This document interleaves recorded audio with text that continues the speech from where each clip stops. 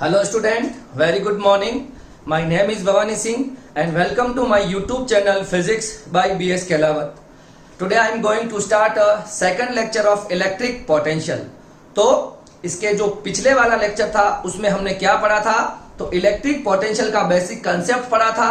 मैंने आपको बताया था कि कैसे इलेक्ट्रिक फील्ड इंटेंसिटी और पोटेंशियल एक दूसरे से कोरिलेटेड होते हैं और इलेक्ट्रिक फील्ड एक वेक्टर क्वांटिटी थी, तो यहाँ पर इलेक्ट्रिक पोटेंशियल एक स्केलर क्वांटिटी होती है।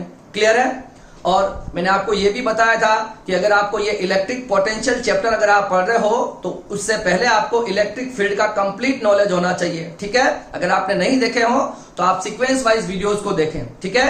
क्योंकि सारा जो सिलेबस है वो पाइपलाइनिंग में है, सीक्वेंस वाइज है। अगर आप पिछले टॉपिक ड्रॉप कर दोगे तो आगे वाले टॉपिक को समझने में आपको काफी दिक्कत होगी। ठीक है? तो देखिए, इलेक्ट्रिक पोटेंशियल को पढ़ने से पहले सबसे पहली डेफिनेशन मैंने जो आपको बताई थी वो बताई थी इलेक्ट्रिक पोटेंशियल डिफरेंस। तो इलेक्ट्रिक पोटेंशियल डिफरेंस क्या था? तो work done on unit positive charge in an electric field. मतलब इलेक्ट्रिक फील्ड में किसी यूनिट पॉजिटिव चार्ज को एक पॉइंट से दूसरे पॉइंट तक ले जाने के लिए जो वर्क डन करना पड़ता है वो ही उन दोनों पॉइंट के बीच का पोटेंशियल डिफरेंस होता है। ठीक है? इसका मतलब पोटेंशियल जो है वो स्केलर क्वांटिटी क्यों है? क्योंकि इलेक्ट्रिक पोटेंशियल जो होता है वो work done on unit positive charge है और आपको पता है कि वर्क डन जो होता है वो स्केलर क्वांटिटी है। इसी वजह से आपका जो पोटेंशियल होगा वो भी एक स्केलर क्वांटिटी होगी। और पोटेंशियल जो होता है वो किससे रिलेटेड होता है? पोटेंशियल एनर्जी से, इलेक्ट्रिक पोटेंशियल एनर्जी से रिलेटेड है। क्योंकि जो आप इलेक्ट्रिक फील्ड में किसी टेस्ट चार्ज को एक पॉइंट से दूसरे पॉइंट तक मूव करोगे उसका जो वर्क डन होगा वो work done electric potential energy की फॉर्म में स्टोर हो जाएगा। क्लियर है?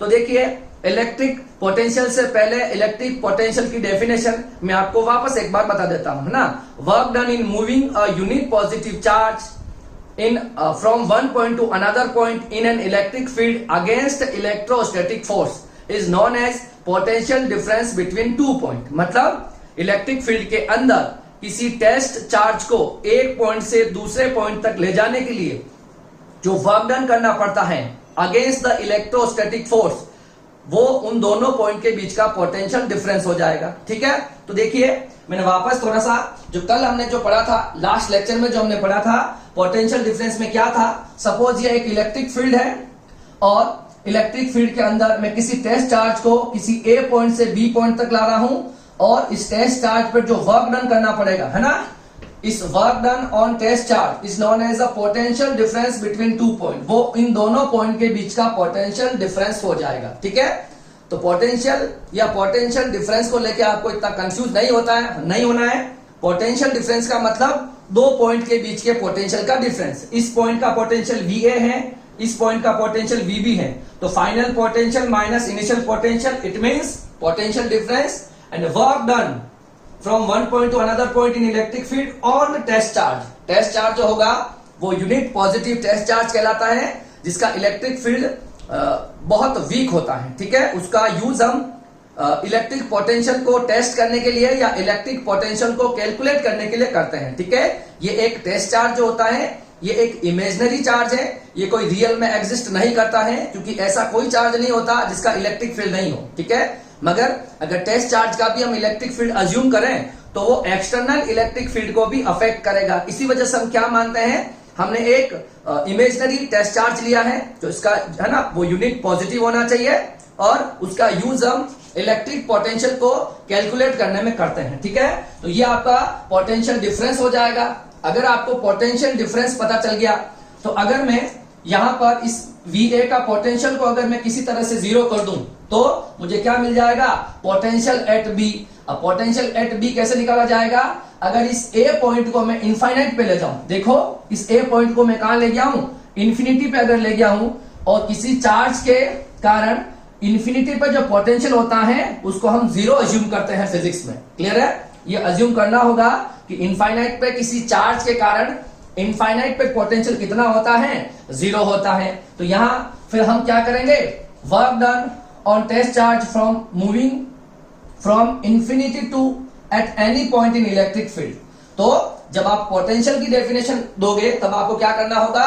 आपको टेस्ट चार्ज को इनफाइनाइट से इलेक्ट्रिक फील्ड के किसी पॉइंट तक लाने में जो वर्क डन होगा वर्क डन हो रहा है देखो इनफाइनाइट से बी तक लाने में, इनफाइनाइट से बी तक लाने में जो वर्क डन होगा वो हो जाएगा इस पॉइंट का पोटेंशियल। क्लियर है?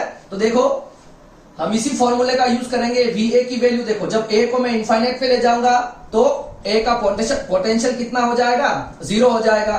तो VB इक्वल टू क्या हो गया, W अपॉन Q नॉट। और वर्क डन कहां से का होना चाहिए, इनफाइनाइट से इलेक्ट्रिक फील्ड के उस पॉइंट तक, है ना। तो ये हो जाएगा आपके पास इलेक्ट्रिक पोटेंशियल। और यूनिट क्या होती है पोटेंशियल की, जूल पर कूलम। और ये एक स्केलर क्वांटिटी होती है, क्योंकि इलेक्ट्रिक पोटेंशियल होता क्या है, work done on a test charge होता है। क्लियर है? अच्छा, अब देखो, अब आज के बाद आपको कोई भी पूछे कि इलेक्ट्रिक पोटेंशियल किसी पॉइंट पर निकालना है, इलेक्ट्रिक फील्ड के किसी भी पॉइंट पर अगर पोटेंशियल निकालना आपको पूछा जाएगा तो क्या करोगे, एक टेस्ट चार्ज को आप इनफाइनाइट से उस पॉइंट तक लाओगे और उसका जो वर्क डन होगा वही इलेक्ट्रिक फील्ड के उस पॉइंट का इलेक्ट्रिक पोटेंशियल होगा। क्लियर है? ठीक है। जब भी आपको पोटेंशियल निकालना हो किसी भी पॉइंट पे तो आपको किसी टेस्ट चार्ज को इनफाइनाइट से उस पॉइंट तक लेके आना है और उसका वर्क डन कैलकुलेट करना है, आपको उस पॉइंट का पोटेंशियल मिल जाएगा। फाइन। ये जो मैंने कल लास्ट लेक्चर में जो पढ़ाया था इलेक्ट्रिक पोटेंशियल डिफरेंस और इलेक्ट्रिक पोटेंशियल, उसके बारे में मैंने आपको ब्रीफ इंट्रोडक्शन वापस बता दिया है। ठीक है। अब इस पोटेंशियल की डेफिनेशन जो आई है वहां से आपको देखो, पोटेंशियल की जो यूनिट होती है वो होती है वोल्ट। क्या होती है, पोटेंशियल की क्या यूनिट होती है, वोल्ट होती है।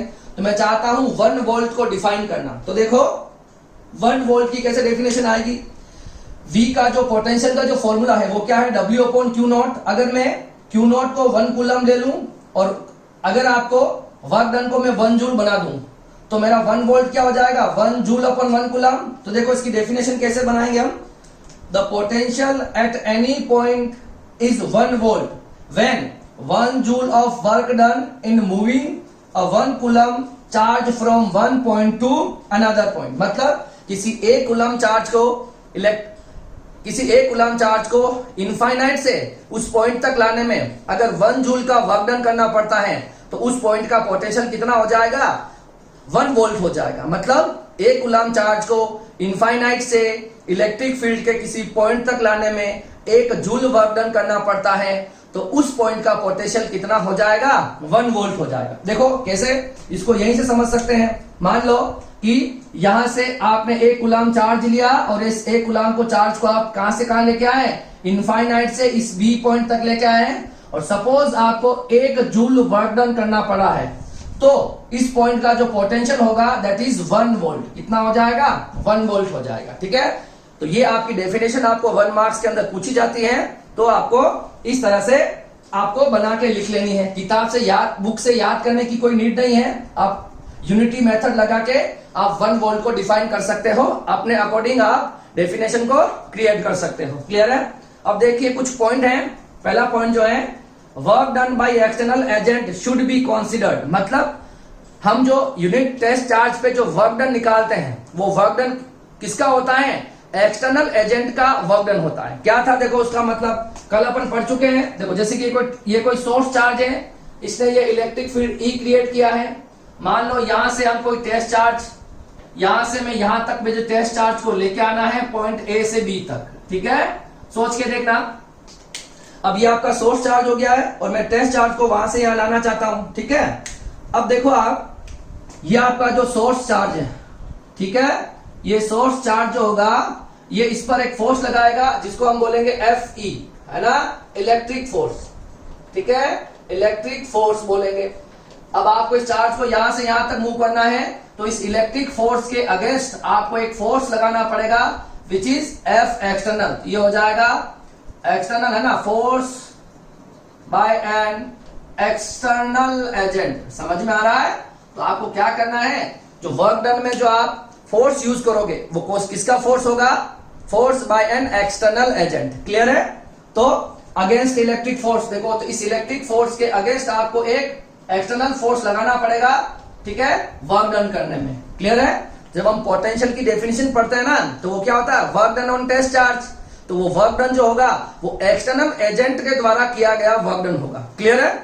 अब सेकंड पॉइंट देखिए, the work is path independent because electrostatic force is conservative। Electrostatic force जो होता है वो कंजर्वेटिव होता है, और जितने भी कंजर्वेटिव फोर्सेस होते हैं वो पाथ पर डिपेंड नहीं करते हैं। क्या मतलब है इसका, देखो जैसे कि ये मेरे पास कोई इलेक्ट्रिक फील्ड है सपोज, अब मैं किसी टेस्ट चार्ज को सपोज यहां से यहां ले जाना चाहता हूं, ठीक है।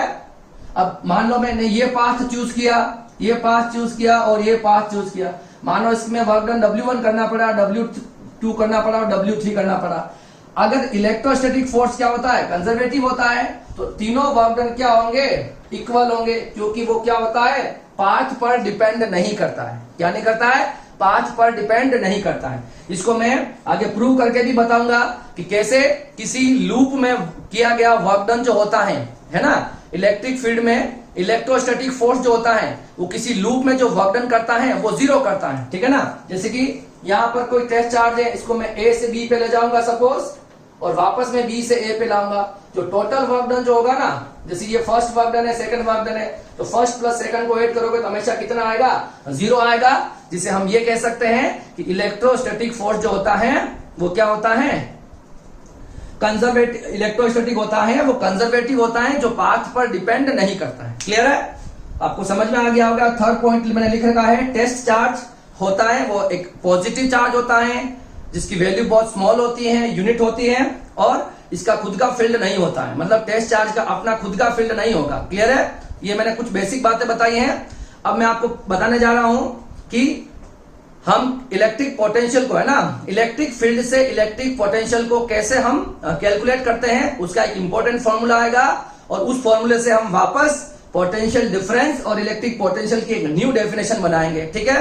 अभी मैं आपको इलेक्ट्रिक पोटेंशियल और पोटेंशियल डिफरेंस अच्छे से बता चुका हूं। क्लियर है, अब हम क्या करेंगे, तो electric potential from electric field, कैसे इलेक्ट्रिक फील्ड से इलेक्ट्रिक पोटेंशियल को कैलकुलेट किया जाता है उसके बारे में हम बात करेंगे, उसका फॉर्मूला निकालेंगे, और वहां से हम इलेक्ट्रिक पोटेंशियल और इलेक्ट्रिक पोटेंशियल डिफरेंस की दो अलग अलग डेफिनेशन वापस देंगे। क्लियर है, इसको आप कॉपी कर लो, इसको मैं रब कर रहा हूं।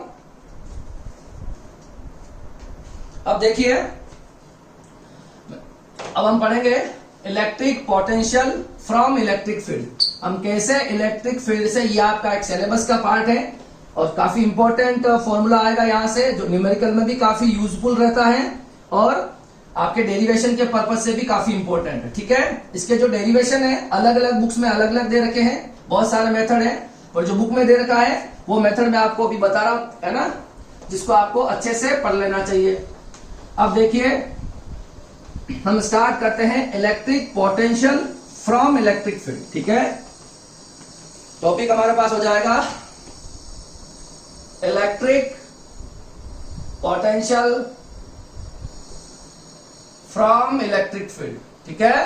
तो how can we calculate electric potential with help of electric field, तो यहां से एक फॉर्मूला भी आ जाएगा, इन दोनों में एक रिलेशन भी आ जाएगा। मैंने कहा था कि इलेक्ट्रिक पोटेंशियल जो होता है वो इलेक्ट्रिक फील्ड से रिलेटेड होता है। कैसे होता है वो यहां से हम देखेंगे। अब देखिए, इसके लिए हम क्या करते हैं,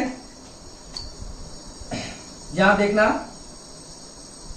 यहां मैंने एक सोर्स चार्ज लिया है प्लस क्यू, और मान लो सोर्स चार्ज ने जो इलेक्ट्रिक फील्ड क्रिएट किया है वो ई इलेक्ट्रिक फील्ड क्रिएट किया, ठीक है। अब हम क्या करेंगे, मैं एक टेस्ट चार्ज लेता हूं और इस इलेक्ट्रिक फील्ड में एक पॉइंट से दूसरे पॉइंट तक मूव करवाता हूं।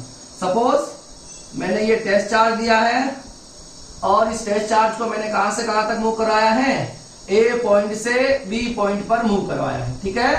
और आपको क्या निकालना है, ए से बी तक कितना वर्क डन करना पड़ेगा वो निकाल लेंगे, और वहां से इन दोनों के बीच में हम रिलेशन को कैलकुलेट कर लेंगे, ठीक है।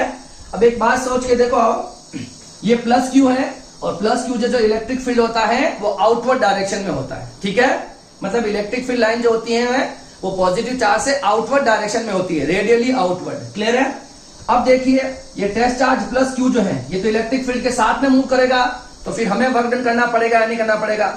तो मैंने आपको बताया था कि जब हम वर्क डन करेंगे तो आपकी काइनेटिक एनर्जी में चेंज नहीं होना चाहिए। अगर आप इस क्यू नोट को यहाँ ड्रॉप कर दो, ये तो इस इलेक्ट्रिक फील्ड के साथ आगे मूव कर जाएगा और एक्सेलरेट हो जाएगा, वेलोसिटी में चेंज हो जाएगा, काइनेटिक एनर्जी में चेंज हो जाएगा। तो आपको क्या करना पड़ेगा, इसको बैकवर्ड पुश करके रखना पड़ेगा, पीछे की तरफ खींच के रखना पड़ेगा, तभी तो वो स्लोली आगे मूव करेगा, क्योंकि काइनेटिक एनर्जी में चेंज नहीं करना है। अगर काइनेटिक एनर्जी में चेंज होगा तो क्या हो जाएगा, जो कुछ वर्क डन जो होगा वो काइनेटिक एनर्जी को चेंज करने में लॉस हो जाएगा, जिससे आप एग्जैक्ट वर्क डन नहीं निकाल पाओगे। ठीक है ना। अभी सपोज ये क्यू नॉट चार्ज है, ये इलेक्ट्रिक फील्ड के साथ ऑटोमेटिकली मूव कर जाएगा। आपको पता है ना इलेक्ट्रिक फील्ड में किसी चार्ज पर कितना फोर्स लगता है, क्यू नॉट ई फोर्स लगता है। और फोर्स लगने से किसी भी चार्ज पर क्या आ जाएगा, एक्सीलरेशन आ जाएगा। और एक्सीलरेशन का मतलब है उसकी वेलोसिटी में चेंज हो जाएगा, मतलब काइनेटिक एनर्जी में चेंज हो जाएगा, जो हम नहीं चाहते हैं। तो जैसे कि ये चार्ज आगे मूव कर रहा है तो हमें इसे पीछे की ओर खींच के रखना पड़ेगा।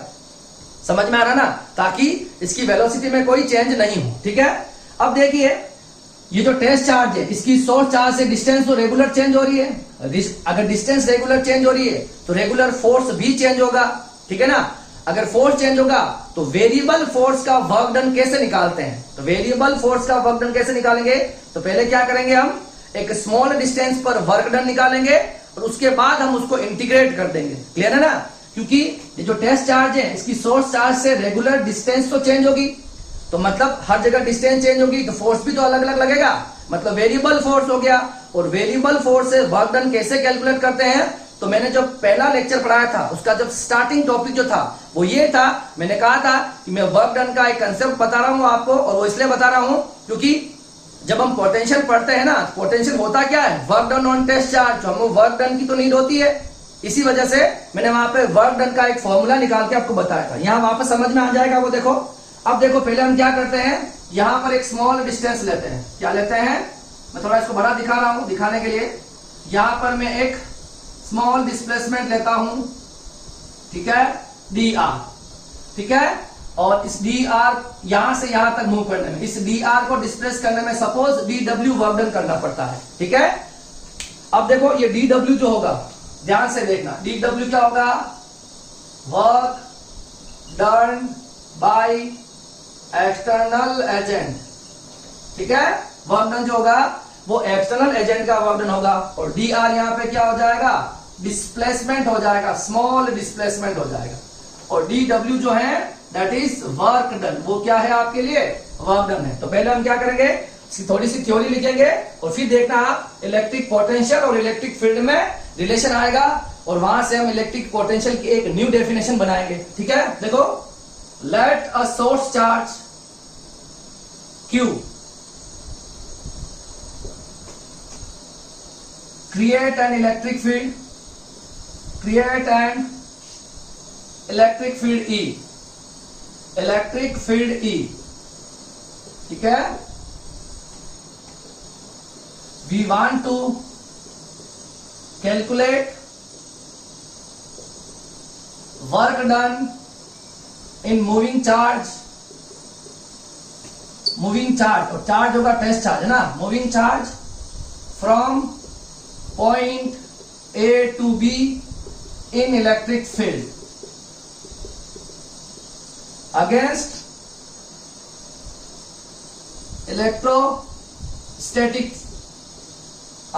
Electrostatic force. तो क्या करना है, इस टेस्ट चार्ज को यहां से यहां तक ले जाने में वर्क डन निकालना है। ठीक है। तो पहले हम क्या करेंगे, एक स्मॉल वर्क डन निकालेंगे, है ना। Suppose dw is work done for small displacement dr, small displacement dr। ठीक है। हम क्या करना चाहते हैं, ये dr डिस्प्लेसमेंट, इस टेस्ट चार्ज को यहां से यहां ले जाने में पहले dw वर्क डन निकालेंगे। तो वर्क डन का फॉर्मूला क्या हो जाएगा, F external dot D R. आपको याद होगा मैंने कहा था वर्क डन में कौन सा फोर्स यूज करना है, एक्सटर्नल एजेंट का फोर्स यूज करना है। और एक्सटर्नल एजेंट और वर्क डन में क्या, एक्सटर्नल एजेंट वाला फोर्स और इलेक्ट्रिक फोर्स में क्या रिलेशन होता है, तो F एक्सटर्नल जो होता है that is equal and opposite to electrical force, यही होता है। ठीक है। तो ये वैल्यू यहां पर रख दूंगा मैं, डी डब्ल्यू एफ एक्सटर्नल की जगह minus of F dot D R. अब मुझे बताओ कि इलेक्ट्रिक फील्ड में अगर कोई चार्ज, इलेक्ट्रिक फील्ड है ये, अगर यहां पे कोई चार्ज रखा गया इस पे कितना फोर्स लगेगा, तो force on charge in electric field होता है that is Q not E। तो Fe की वैल्यू क्या हो जाएगी बताओ, Q not E dot D R. ये आ गया आपका स्मॉल वर्क डन। क्लियर है? अब हमको क्या निकालना है?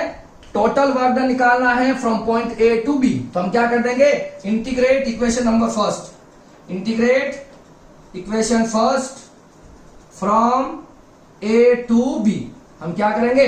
ए से बी तक इसको इंटीग्रेट कर देंगे स्मॉल वर्क डन को, जिससे आपको टोटल वर्क डन मिल जाएगा। ठीक है ना? ये इंटीग्रेशन का मेथड क्यों यूज करते हैं? क्योंकि ये वेरिएबल फोर्स है, डिस्टेंस चेंज हो रही है। ठीक है? तो देखो डी डब्ल्यू और minus Q naught E D R. ठीक है? तो डी डब्ल्यू का जो इंटीग्रेशन होगा दैट इज डब्ल्यू, माइनस को बाहर निकाल लेंगे और ये बच जाएगा हमारे पास ए से B q naught E dot D r. तो ये आपके पास वर्क डन का एक फॉर्मूला आ गया है। ठीक है? Equation number second. ठीक है? अब देखिए हमको ये जो वर्क डन होता है इसका देखिए अब हमको निकालना है पोटेंशियल डिफरेंस की डेफिनेशन। अगर आपको पता हो, हमको पोटेंशियल डिफरेंस की डेफिनेशन क्या होती है बताओ? Work done from A to B निकाला तो पोटेंशियल डिफरेंस हो जाएगा, देखो फाइनल पोटेंशियल, इस पॉइंट का पोटेंशियल वीबी हो जाएगा, इस पोटेंशियल का इसका पोटेंशियल वीए हो जाएगा। तो final potential minus initial potential from A to B upon q naught. ठीक है? तो ये हो जाएगी इक्वेशन नंबर थर्ड। अब देखिए हम इक्वेशन नंबर सेकंड से यहां पर डब्ल्यू ए बी की वैल्यू रख देंगे, है ना? Putting value of W A B in equation third, in equation third हम डब्ल्यू ए बी की वैल्यू को यहां रख देंगे। तो देखो V B minus V A क्या वैल्यू आएगी? Minus A B q naught E dot D r upon में क्या है? Q not. ये कैंसिल हो गया तो V B minus V B minus V A potential difference का क्या फॉर्मूला आया है? तो ई डॉट डी आर। देख लो तो ये पोटेंशियल डिफरेंस, सॉरी ये पोटेंशियल डिफरेंस और इलेक्ट्रिक फील्ड में एक रिलेशन आ गया। देखो ये क्या है? ये आ गया आपका पोटेंशियल डिफरेंस और ये क्या हो गया? ये आपका हो गया इलेक्ट्रिक फील्ड। हुआ या नहीं हुआ? क्लियर है ना? तो ये एक और फॉर्मूला। अब यहां से आपको पोटेंशियल डिफरेंस की डेफिनेशन को बनाना है, तो कैसे बनाओगे? ये सबसे इंपॉर्टेंट है। ठीक है? आपको ये डेफिनेशन को याद नहीं करना, किताबों से इसको रटना नहीं है। ठीक है ना? आपको ये फॉर्मूला देखना है और इसके अकॉर्डिंग ये दिख रहा है आपको पोटेंशियल डिफरेंस। पोटेंशियल डिफरेंस की डेफिनेशन कैसे दोगे? तो सबसे पहले ये जो सिंबल है ये वाला A B E dot D r, इसको बोलते हैं line integral of E dot D r या इलेक्ट्रिक फील्ड, है ना? सो क्या बोलेंगे? Line integral of electric field intensity. समझ में आ रहा ना? ये जो है ना line integral of electric field intensity, और यहां अगर माइनस लगा दूंगा तो क्या हो जाएगा? Negative of line integral of, है ना? तो पोटेंशियल डिफरेंस की डेफिनेशन देखो, इस फॉर्मूले को देखना है और डेफिनेशन लिखनी है। ठीक है? पोटेंशियल डिफरेंस की डेफिनेशन देखो। ठीक है? Potential difference between two point in electric field is defined as negative line integral of electric field intensity. दिख रहा आपको? नेगेटिव दिख रहा साइन, तो इसको लिख देंगे negative line integral of E dot D R भी लिख सकते हो। Negative line integral of E dot D R between 2 point in electric field. समझ में आ रहा है? इन इलेक्ट्रिक फील्ड। तो ये भी पोटेंशियल डिफरेंस की एक न्यू डेफिनेशन आ गई है। क्या आया है? Negative line integral of E dot D R, negative line integral of E dot D R is the potential difference between a 2 point in electric field. ठीक है? तो यहां से हमको पोटेंशियल डिफरेंस और इलेक्ट्रिक फील्ड इंटेंसिटी में relation पता चल गया। अब हम ये क्या करेंगे? देखो अगर मुझे इस बी पॉइंट का पोटेंशियल पता करना है, ध्यान से देखना, अगर मैं ए के पोटेंशियल को 0 बना दूं, क्या कर दूं? ए के पोटेंशियल को अगर मैं 0 बना दूं तो मुझे पोटेंशियल एट बी मिल जाएगा। और ए के पोटेंशियल को 0 कैसे बनाओगे? अगर इस ए पॉइंट को मैं इनफाइनाइट पे ले जाऊं, कहां ले जाऊं? तो इस ए पॉइंट को मैं इनफाइनाइट पे रख दूंगा तो मुझे बी का पोटेंशियल मिल जाएगा, और यहां से हम इलेक्ट्रिक पोटेंशियल की एक और डेफिनेशन भी दे देंगे। ठीक है? तो मैं इसको रब कर रहा हूं। स्क्रीनशॉट ले लो या पॉज करके इसको कॉपी कर लो, काफी इंपॉर्टेंट है। और आप थ्योरी भी लिखोगे, अगर बोर्ड के स्टूडेंट है तो आपको थ्योरी बहुत अच्छे से लिखनी चाहिए, ठीक है। और अपने मन से बना के लिखने हैं, किताबों से याद नहीं करना, क्योंकि सिलेबस बहुत बड़ा है, आप ज्यादा कुछ भी याद नहीं कर पाओगे। क्लियर है? अब देखो,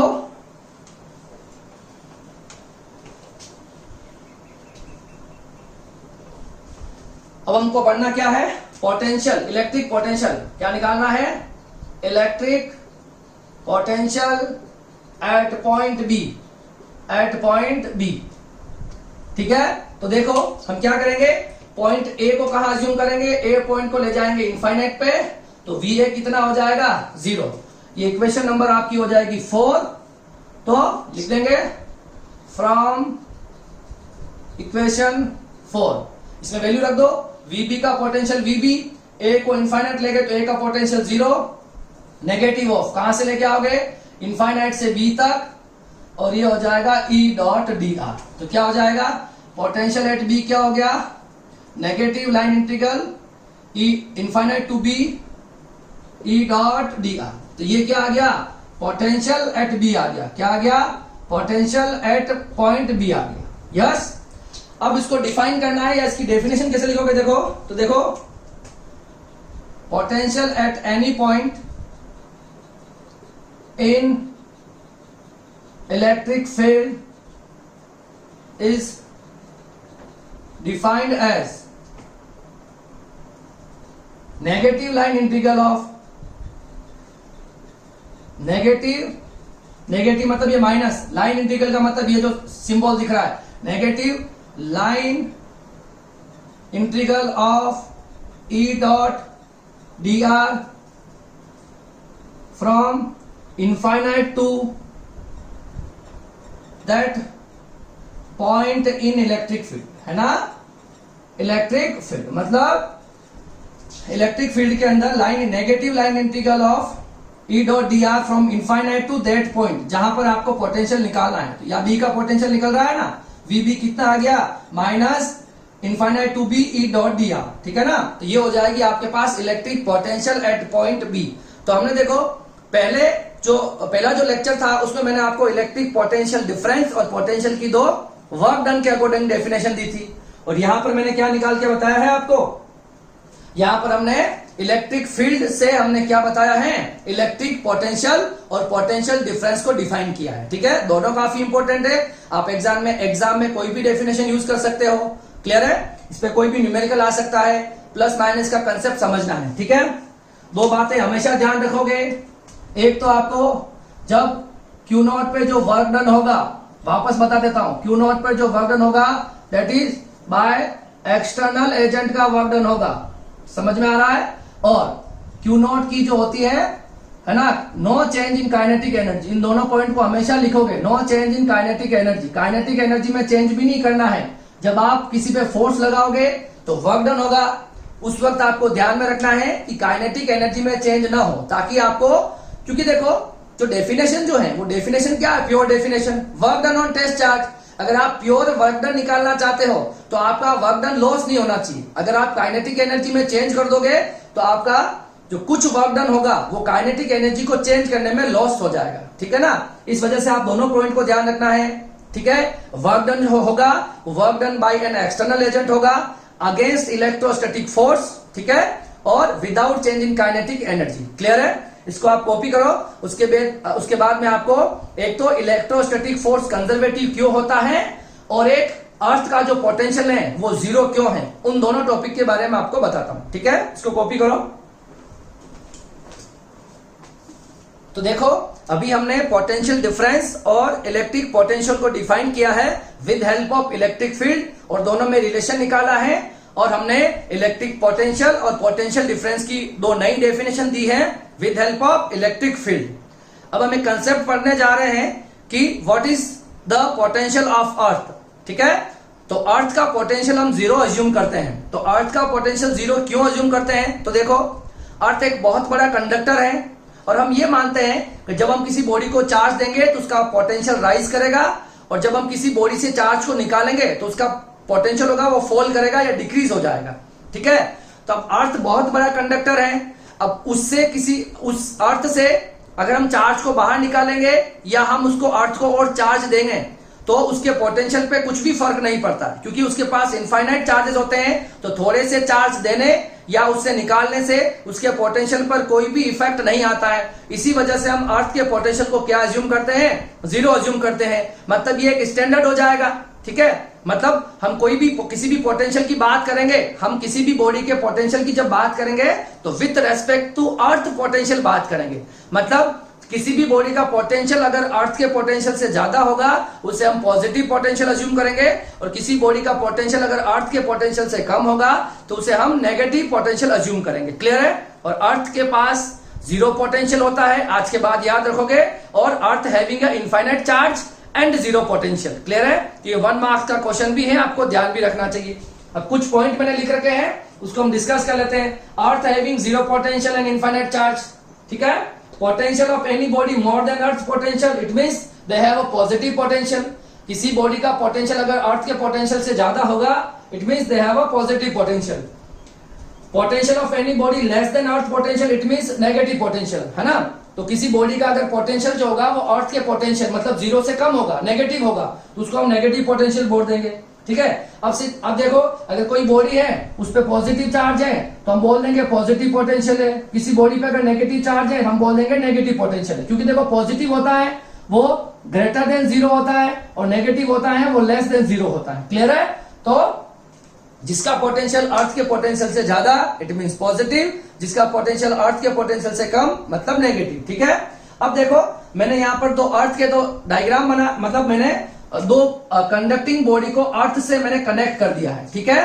और यहाँ मैं समझाना चाह रहा हूं कि जो पॉजिटिव चार्ज होता है उनका फ्लो कैसे होता है और नेगेटिव चार्ज का फ्लो जो होता है वो कैसे होता है। देखो ये मैंने एक पॉजिटिवली चार्ज कंडक्टर ले रखा है। अगर मैं इसको अर्थ से कनेक्ट करूंगा, अभी मैंने बताया कि पॉजिटिव चार्ज बॉडी होती है उसका पोटेंशियल कैसा होता है, पॉजिटिव पोटेंशियल। कितना होता है, पॉजिटिव पोटेंशियल होता है। पॉजिटिव का मतलब ग्रेटर देन जीरो। और अर्थ का पोटेंशियल कितना होता है बताओ, जीरो होता है। अर्थ का पोटेंशियल कितना होता है, जीरो होता है। तो अब पॉजिटिव चार्ज का जो फ्लो होगा वो कहां से कहां होता है, हाई पोटेंशियल से लो पोटेंशियल।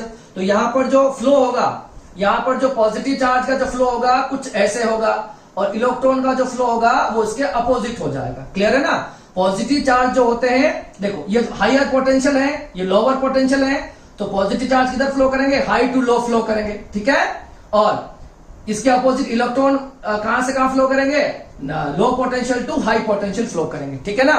देखो इसका कंसेप्ट और भी है, अगर सही से समझना है तो पॉजिटिव चार्ज को कुछ नहीं होता है, होते कौन है, इलेक्ट्रॉन ही आते हैं। देखो जैसे ये पॉजिटिव चार्ज बॉडी है तो अर्थ से इलेक्ट्रॉन आएंगे और इसको न्यूट्रलाइज कर जाएंगे और ये बॉडी न्यूट्रलाइज हो जाएगी, ठीक है ना।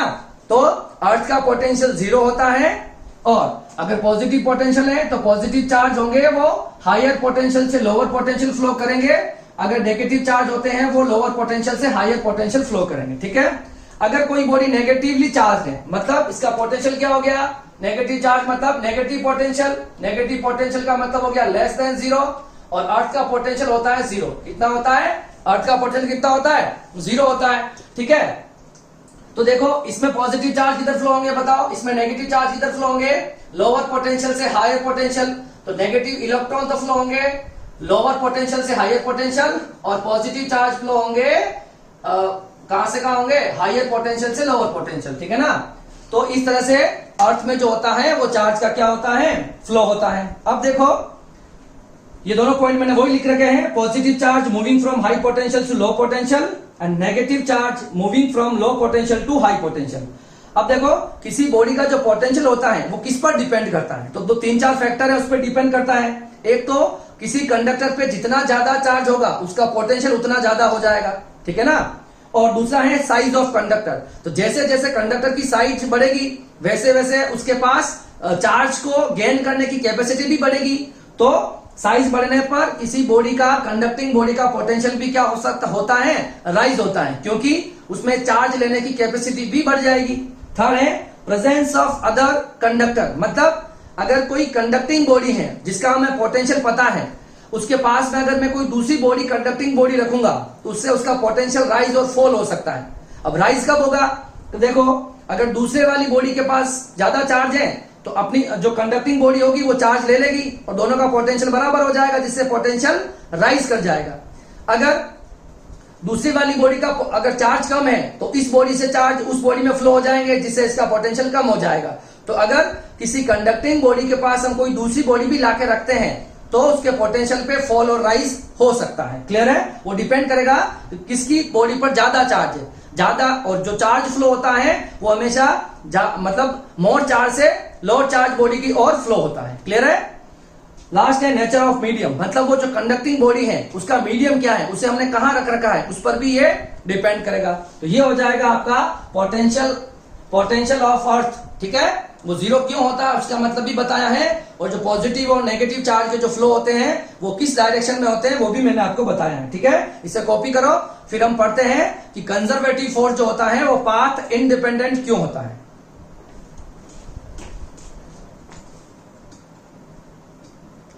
देखो, अब हमें देखना है इलेक्ट्रोस्टैटिक फील्ड इज कंजर्वेटिव। तो इलेक्ट्रोस्टैटिक फील्ड जो होता है वो कंजर्वेटिव होता है। वो हम कैसे कैलकुलेट करेंगे? अगर किसी इलेक्ट्रिक फील्ड में किसी क्लोज लूप का वर्क डन अगर जीरो आ जाए, इलेक्ट्रिक फील्ड में किसी टेस्ट चार्ज को अगर हम किसी क्लोज लूप में मूव करेंगे और उसका टोटल वर्क डन अगर जीरो आता है तो हम कह सकते हैं वो जो फील्ड होगा वो क्या होगा? कंजर्वेटिव फील्ड होगा। तो इसको हम डेरिवेशन से थोड़ा सा देख लेते हैं क्या हो सकता है। देखो, जैसे कि ये मेरे पास कोई टेस्ट चार्ज है, ठीक है, ये पॉइंट ए पर है। इस टेस्ट चार्ज को मैं पॉइंट ए से कहां ले गया हूं? पॉइंट बी तक ले गया हूं। ठीक है? इस यहां से हम वर्क डन निकालेंगे ए टू बी, और एक बार मैं इस टेस्ट चार्ज को कहां से कहां लेके आऊंगा? वापस बी से ए तक लेके आऊंगा। अगर मेरा डब्ल्यू ए बी और डब्ल्यू बी ए अगर जीरो आ जाए, हम क्या कर सकते हैं? तो फोर्स या क्या कह देंगे? Electrostatic field is conservative. क्या हो जाएगा? वो कंजर्वेटिव हो जाएगा। ठीक है? तो हमको पता है, देखो अब इस पॉइंट का पोटेंशियल हो जाएगा VA, इस पॉइंट का पोटेंशियल हो जाएगा VB। तो पहले हम क्या निकालेंगे? देखो,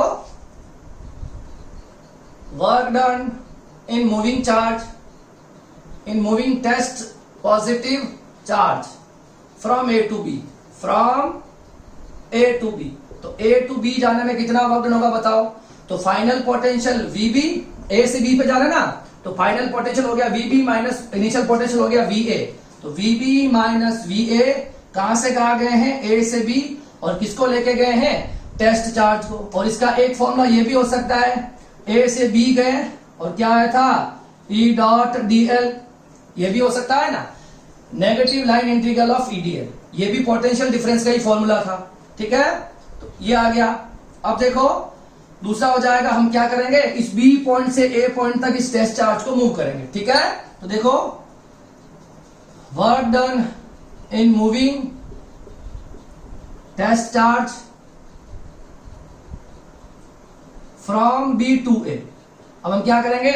B से A तक लाएंगे और उसका वर्क डन कैलकुलेट करेंगे। तो फाइनल पोटेंशियल हो जाएगा VA, तो VA minus VB, VA minus VB कहां से कहां आए? B से A तक आए। किसको लेके आए? टेस्ट चार्ज Q नॉट को। अगर इसको लाइन इंटीग्रल की फॉर्म में लिखना है तो B to A E dot dl। Clear है? तो ये इक्वेशन नंबर फर्स्ट और सेकंड को आपको ऐड कर लेना है। ठीक है? ये इक्वेशन नंबर फर्स्ट होगी, ये इक्वेशन नंबर सेकंड है। इन दोनों को ऐड करोगे, देखो तो VB से VB कैंसिल, VA से VA कैंसिल। इसका मतलब क्या लिख सकते हैं? WAB plus Q not plus WBA Q not. ये कितना आ रहा है? 0। देखो क्या आ गया? Total work done in closed loop in electric field is 0। So electric field is conservative. तो क्या कहेंगे इसको? तो ये हमने डिफाइन कर दिया। एक और बात, अगर ये दोनों, इन दोनों का सम 0 है, ये भी इसके इक्वल है ना, तो इन दोनों का सम भी क्या हो जाएगा? 0। तो क्या लिख सकते हैं? Minus AB E dot dl plus minus BA E dot dl। ये कितना है? ये भी कितना आ रहा है? 0 आ रहा है दोनों का सम। इसको आप लिख सकते हो, इसको शॉर्ट में क्या लिख सकते हो? हम यहाँ पे ये देखो, क्लोज लूप का साइन बना देंगे। क्या बना देंगे? Close loop. ये ए से बी तक का वर्क डन है, ये बी से ए तक का है। यहां पर जो आपको सर्कल दिख रहा है ये बता रहा है क्लोज लूप का वर्क डन, है ना। तो EDL कितना आया है? 0 आया है दोनों को ऐड करने पर। तो ये भी एक डेफिनेशन हो सकती है। क्या लिख लोगे? देखो, line integral of EDL in closed loop is 0. So electric field is conservative. तो हम क्या बोल देंगे? अगर इलेक्ट्रिक फील्ड में क्लोज लूप का लाइन इंटीग्रल है EDL का, अगर वो 0 आ रहा है तो हम कह सकते हैं कि फोर्स, इलेक्ट्रिक फोर्स क्या हो जाएगा? कंजर्वेटिव नेचर का हो जाएगा। इसका मतलब ये क्या होगा? Path independent. क्या हो जाएगा? Path independent. समझ में आ रहा है? मैं A से B पे गया किसी और पाथ से, और B से E अलग पाथ से आया, मगर इन दोनों का जो वर्क डन होगा, टोटल वर्क डन का जो सम होगा वो क्या हो जाएगा? 0 हो जाएगा। और ऐसे भी कह सकते हो कि WAB जो होता है द माइनस ऑफ WBA होता है। दोनों वर्क डन होंगे वो अपोजिट, बराबर भी होंगे और अपोजिट होंगे, तो दोनों को जब ऐड करेंगे तो रिजल्ट क्या आ जाएगा? 0। अगर वर्क डन 0 आता है तो हम इस फील्ड को क्या बोलेंगे? कंजर्वेटिव फील्ड बोलेंगे। क्या बोलेंगे? कंजर्वेटिव फील्ड बोलेंगे। ठीक है, तो ये है हमारे पास। हम इलेक्ट्रोस्टैटिक फील्ड को कंजर्वेटिव क्यों कहते हैं? क्योंकि इसके क्लोज लूप में जो वर्क डन आता है वो कितना आता है? 0 आता है। ठीक है, तो ये आप कॉपी करो। इसके बाद हम एक बहुत इंपॉर्टेंट डेरिवेशन करने जा रहे हैं, जो मेरे हिसाब से पहला डेरिवेशन होता है इस चैप्टर का। देखो, आपको याद होगा कि हमने किसी क्यू चार्ज के कारण r डिस्टेंस पर जो इलेक्ट्रिक फील्ड इंटेंसिटी निकाली थी वो थी हमारे पास KQ/r²। तो अब हम क्या करेंगे? किसी क्यू चार्ज के कारण r डिस्टेंस पर इलेक्ट्रिक पोटेंशियल को कैलकुलेट करेंगे। ठीक है, वो कितना आता है वो हम देखेंगे। तो देखिए, अब हम क्या पढ़ना चाह रहे हैं। सपोज आपके पास कोई क्यू चार्ज है, उस क्यू चार्ज के कारण r डिस्टेंस पर कोई P पॉइंट है, उस पर इलेक्ट्रिक पोटेंशियल कितना होगा ये हमें कैलकुलेट करना है। ठीक है ना। अब आपको पता है कि इलेक्ट्रिक पोटेंशियल कैसे कैलकुलेट किया जाता है। तो इलेक्ट्रिक पोटेंशियल को कैलकुलेट करने के लिए हम क्या करते हैं? किसी टेस्ट चार्ज को इनफाइनाइट से इलेक्ट्रिक फील्ड के उस पॉइंट तक लेके आते हैं, और उसमें जो वर्क डन होता है वो ही उस पॉइंट का क्या हो जाएगा? इलेक्ट्रिक पोटेंशियल हो जाएगा। देखो, अगर आपको याद हो तो जो इलेक्ट्रिक फील्ड चैप्टर था फर्स्ट, उसमें हमने किसी सोर्स चार्ज Q के कारण r डिस्टेंस पर इलेक्ट्रिक फील्ड इंटेंसिटी कैलकुलेट की थी, और वो क्या आई थी हमारे पास? KQ/r²। ठीक है ना। और अब हम क्या चाहते हैं? मेरे पास कोई सोर्स चार्ज Q है, उसके कारण r डिस्टेंस पर इलेक्ट्रिक पोटेंशियल कितना है ये हम चाहते हैं कैलकुलेट करना। ठीक है, तो देखो, सबसे पहले हम क्या करेंगे? मैं एक डायग्राम बना देता हूं, और उस डायग्राम को समझने के बाद हम डेरिवेशन करेंगे। देखो, मेरे पास सपोज यहां पर कोई टेस्ट चार्ज है Q, यहां पर मेरे पास कोई सोर्स चार्ज है Q, और इस सोर्स चार्ज से r डिस्टेंस पर कोई P पॉइंट है, और इस P पॉइंट पर मुझे इलेक्ट्रिक पोटेंशियल कैलकुलेट करना है। ठीक है ना।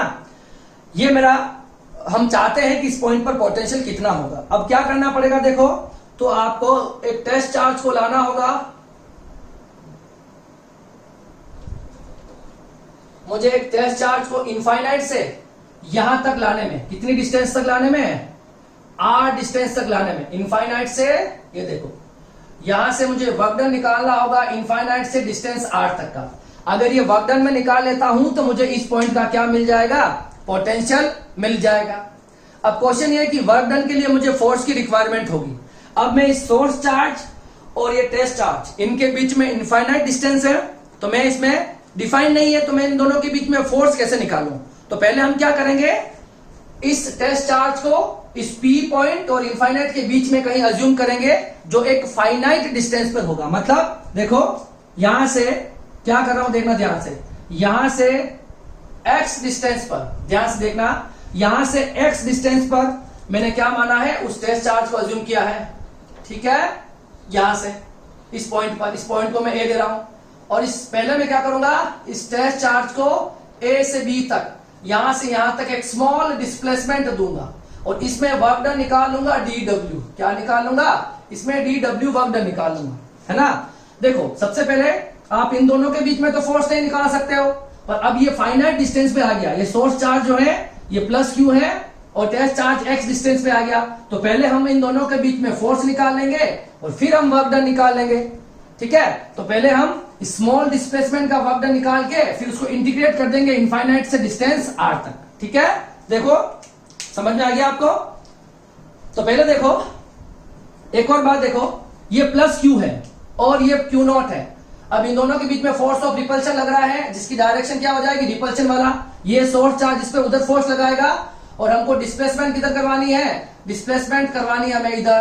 तो सोच के देखो इन दोनों के बीच में थीटा कितना हो जाएगा, 180 डिग्री, ठीक है। इस डिस्प्लेसमेंट को मैं यहाँ पे dx दे रहा हूं। क्यों दे रहा हूं dx, देखो क्योंकि मैंने ये डिस्टेंस में क्या माना है, x माना है, तो ये कितना हो जाएगा, dx हो जाएगा, ठीक है। देखो let a source charge plus q which create electric field E, electric field E, ठीक है। we want to calculate electric potential at point P which is located at distance r, which is located at distance r from O, clear है। सो तो हमें क्या करना होगा इस point पर पोटेंशियल निकालने के लिए, ठीक है। तो we have to calculate work done in moving charge from infinite to r distance, ठीक है। तो हम क्या निकाल लेंगे, इनफाइनाइट से इस पॉइंट तक आने का अगर आप वर्क डन निकाल सकते हो तो आपको पी पॉइंट का क्या मिल जाएगा, पोटेंशियल मिल जाएगा, ठीक है। तो देखो suppose test charge Q naught at distance x from O, तो हम क्या करेंगे, इनफाइनाइट पे तो फोर्स निकालना पॉसिबल नहीं है, तो हम इस टेस्ट चार्ज को पॉइंट A पे मान लेंगे जो इस O पॉइंट से कितने डिस्टेंस पर है, x डिस्टेंस पर है, ठीक है। और वर्क डन निकालने के लिए फोर्स की जरूरत होगी, तो फोर्स क्या हो जाएगा, देखो force between Q and Q naught at distance x, ठीक है ना। हम पहले क्या निकालेंगे, फोर्स निकाल लेंगे, तो देखो K Q1 Q2 upon x square, distance कितनी दोनों के बीच में, ये कूलम्ब लॉ से निकल जाएगा, दो चार्जेस के बीच का फोर्स। फिर देखो work done small work done है ना, small work done dw for small displacement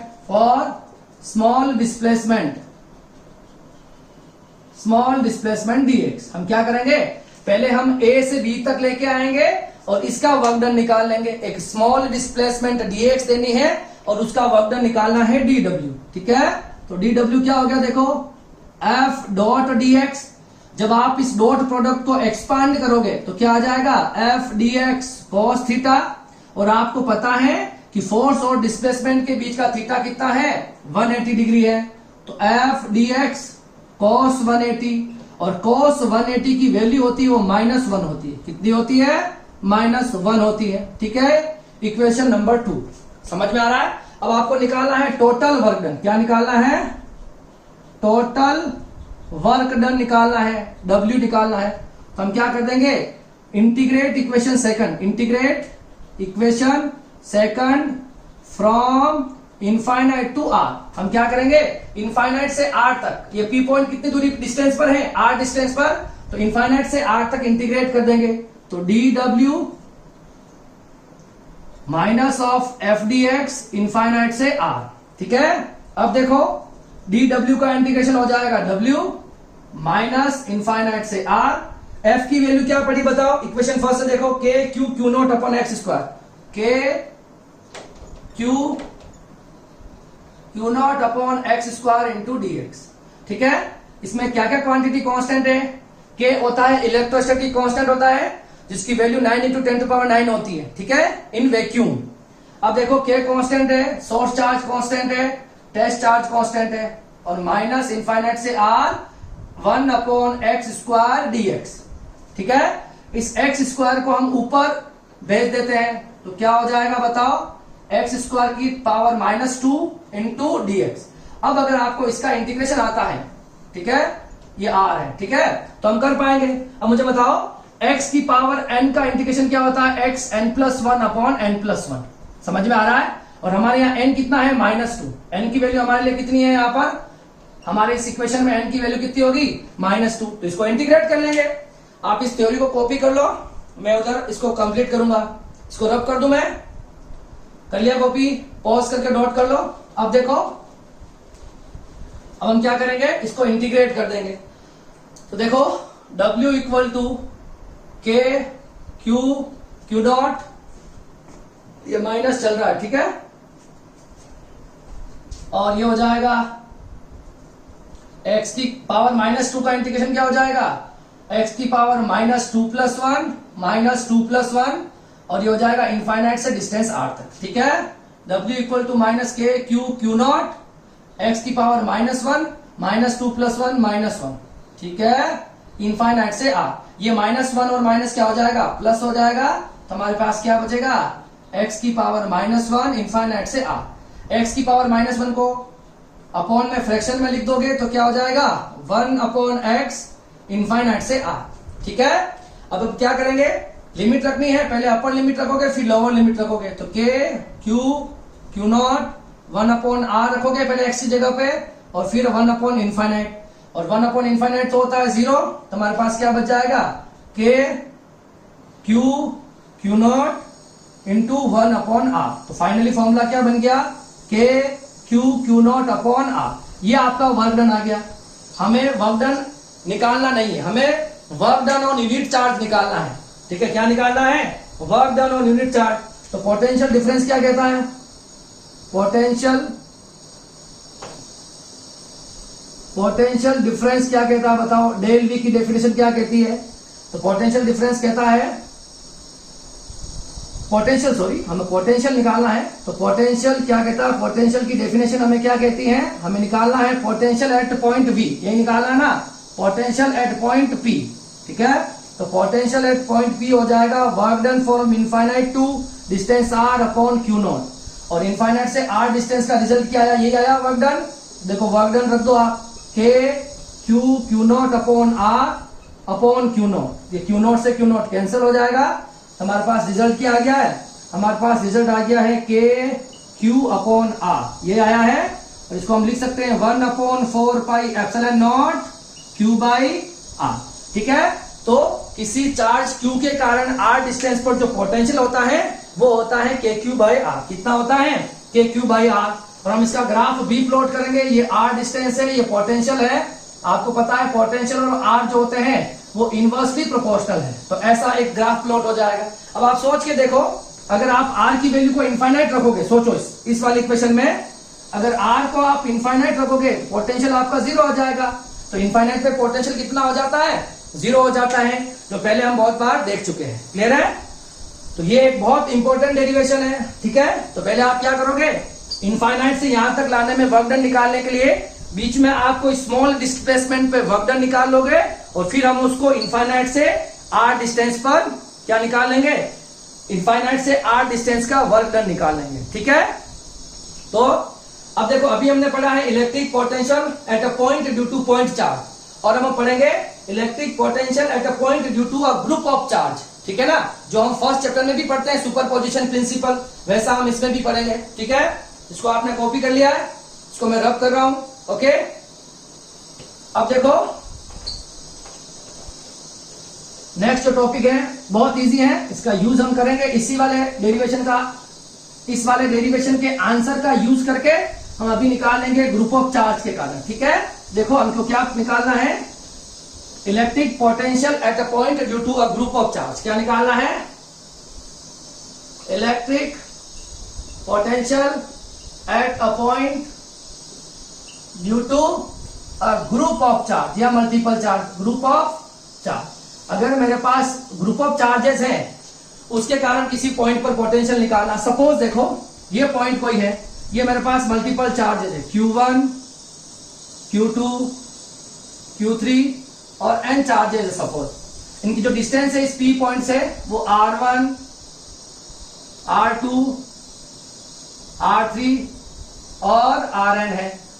तो क्या करना है, पहले इस चार्ज के कारण यहाँ पे पोटेंशियल निकाल लेंगे, फिर इसके कारण इस पे पोटेंशियल, है ना, सबके अलग अलग पोटेंशियल निकाल के हम इसका एल्जेब्रिक सम कर देंगे। क्योंकि देखो potential, electric potential scalar quantity है, तो आपको यहाँ पर डायरेक्शन का तो लेना नहीं है, आप हर चार्ज के कारण इस पॉइंट पर पोटेंशियल निकाल के सबको ऐड कर दो। अब देखो पोटेंशियल निकालने का तरीका क्या होता है, पोटेंशियल निकालने का तरीका वही होता है, टेस्ट चार्ज को कहां से कहां तक लेके आओ, इनफाइनाइट से इस P पॉइंट तक लेके आओ, कहां से, इनफाइनाइट से P पॉइंट तक लेके आओ। तो पहले हम R1 डिस्टेंस तक लाएंगे, फिर R2 तक लाएंगे, R3 तक लाएंगे, Rn तक लाएंगे। ठीक है, ये लिखने की जरूरत नहीं, मैं तो ऐसे समझा रहा हूं। ठीक है, मैं आपको ये बताने की कोशिश कर रहा हूं कि पोटेंशियल कैसे निकालते हैं, इनफाइनाइट से टेस्ट चार्ज को उस पॉइंट तक लेके आना है। ठीक है, तो देखो let a multiple charges Q1, Q2, Q3 so up to Qn located at a distance R1, R2, R3 so up to Rn। ठीक है, फ्रॉम पॉइंट P हमें क्या निकालना है, we want to calculate potential at point P due to group of charges. हमें इन सब charges के कारण P पॉइंट पर पोटेंशियल निकालना है। ठीक है, और हमको ये तो पता ही है कि अगर मेरे पास कोई Q चार्ज होता है और R डिस्टेंस पर इस P पॉइंट पर पोटेंशियल कितना होता है, तो KQ/R। अभी हमने डेरिवेशन किया है। ठीक है, तो देखो potential at P due to Q1 charge कितना हो जाएगा, V1 बताओ, KQ1/R1। इसी तरह से देखो potential at P due to Q2 charge वो कितना हो जाएगा, KQ2/R2। इसी तरह से देखो potential at point Q3 charge वो कितना हो जाएगा, KQ3/R3। ठीक है, इसी तरह से देखो potential due to Qn charge तो वो हो जाएगा Vn KQn/Rn। समझ में आ रहा है, ये सारे अलग अलग पोटेंशियल आ जाएंगे। तो देखो नेट पोटेंशियल एट P कितना हो जाएगा बताओ, एल्जेब्रिक सम कर लेंगे सब पोटेंशियल का। V0 निकालना है तो V1, V2, V3 so up to Vn। इन सब में क्या कॉमन है, इन सब में Q कॉमन आ रहा, देखो सॉरी K कॉमन आ रहा, तो अंदर क्या बच जाएगा, Q1/Rn, Q2/R2, Q3/R3 और Qn/Rn। मेरी बात समझ में आ रही है। अब देखो इस Q की वैल्यू को, इस K की वैल्यू को क्या रख सकते हैं, 1/4πε0। अगर इसको हम समेशन की फॉर्म में लिखना चाहें तो I की वैल्यू को मैं 1 से लगाकर I की वैल्यू n तक मूव करवा दूं तो यहां क्या बचेगा, QI/RI। ठीक है, तो ये हमारे पास क्या आ जाएगा, इसका रिजल्ट आ जाएगा। क्लियर है। तो potential due to a group of charge का जो एक्सप्रेशन है वो इस तरह से कुछ आएगा। जब आप I की वैल्यू 1 रखोगे तो ये आ जाएगा, I की वैल्यू 2 रखोगे तो ये स्टेप आ जाएगी।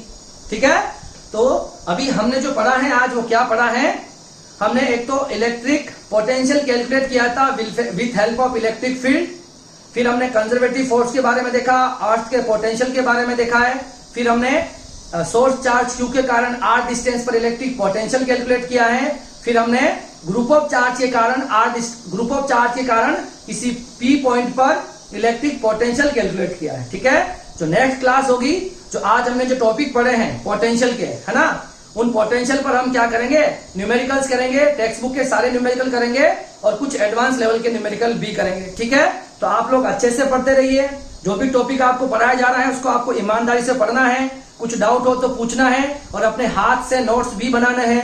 नोट्स मैं आपको वैसे भी भेज रहा हूं, मगर फिर भी आपको अपने हैंड रिटन नोट्स उसकी हेल्प से लिखने हैं। क्लियर है? तो आप सब लोग घर पे रहिए, सेफ रहिए, पढ़ते रहिए। ठीक है, हम मिलते हैं नेक्स्ट क्लास में। तब तक के लिए थैंक यू सो मच।